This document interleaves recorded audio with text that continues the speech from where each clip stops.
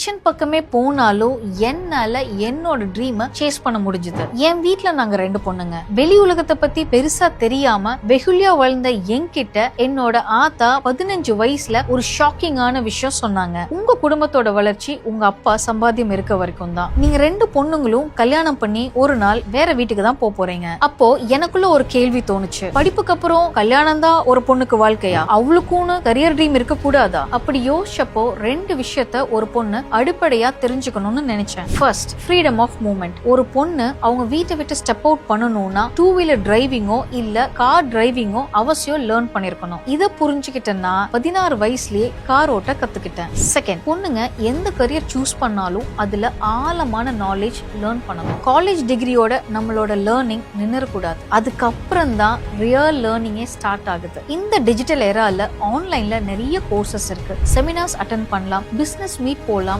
Networking பண்ணலாம். இத கன்சிஸ்டன்டா இன்னைக்கு வரைக்கும் பண்ணிட்டு இருக்கேன். இந்த அன்கம்ஃபர்டபிள் ஜர்னி தான் ஃபியூல் ஃபார் மை சக்சஸ். என்னால முடியும்னா உங்களாலையும் முடியும்.